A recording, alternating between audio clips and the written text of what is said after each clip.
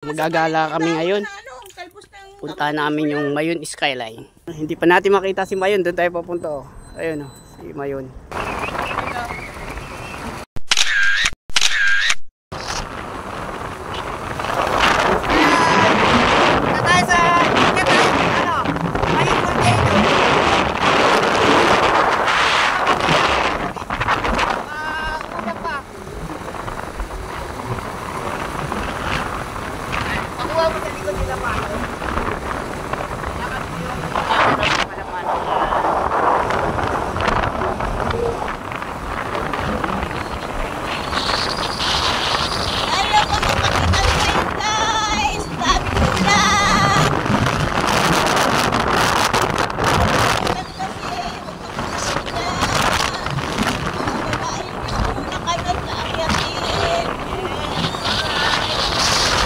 Ganda na kalsada ngayon dito ah. Bagong asfalto. So yun. Yan. Dalawang motor kami. Yan. Si Manoy. Oo, dyan nakikita.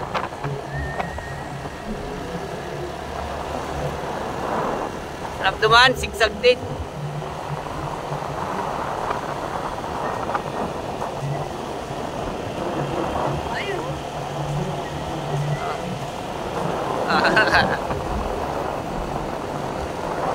Okay, alright. Tingnan yung daan ah. Sigsag to eh.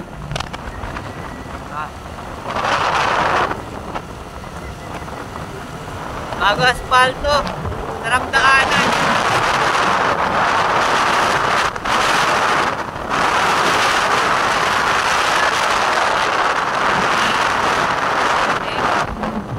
Makingan din yung bakit dito.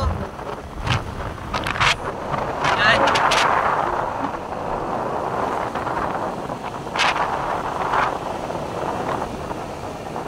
Maulap pa, hindi pa makita si Mayon.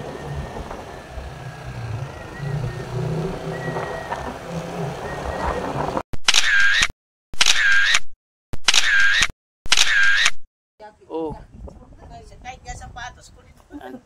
Mayon Skyline. Oh. Yun, buti na lang uminit. Kanina medyo maambon. So, yun. Sila uning nun, pumunta din dito, may sasakyan ng basiyo.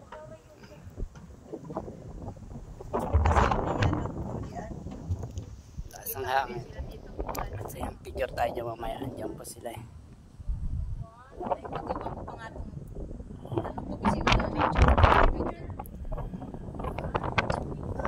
Wala na tong front na camera. Alright. Please come rescue me. Sweet little bumblebee, I know what you want from me.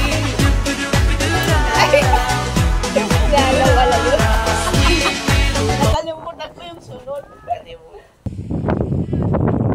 Oh. Ayun o, si Manong Joey. Lalakad.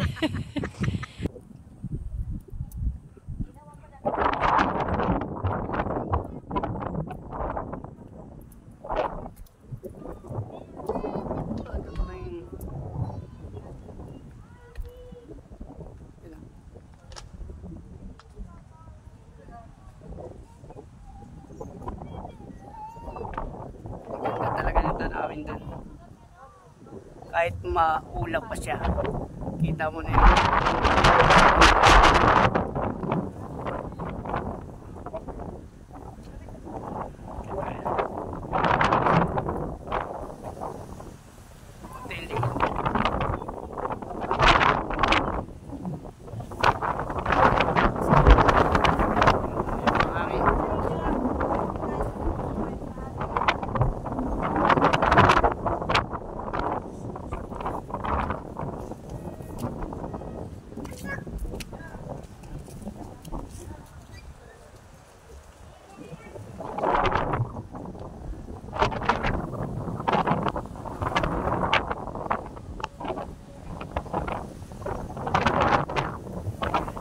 Sarap. Mayon Skyline. Kahit pagod, sulit. Sabi ko nga kay Alex, paano kung yung isang motor ang dala natin? Ay, mahirap yung walk yan. Dito lang. Bakit? kasi sana yun dito. Yung imat lang nga, hirap din eh. Help sa rin. Sana yun eh. Hindi kaya. Ito talaga, bubuelo ka na. Dire-diretso yun. Yung ano, mahirapan yun. Siyempre, may kalumaan na rin eh. Kung bago yun. Yan kayo magbago-bago pa yan. 5 years pa lang yan. Kasabayan din yan ni Inmax. Di pa nga, magpa 5 years pa lang yan. Nauna pa rin po. Ibig sabihin, Ayun yung Mayon volcano. Yan sa taas. Ulap pa, ang kapal ng ulap. O, hindi makita si Mayon.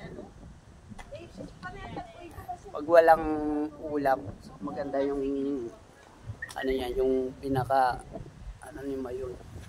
Hindi makita.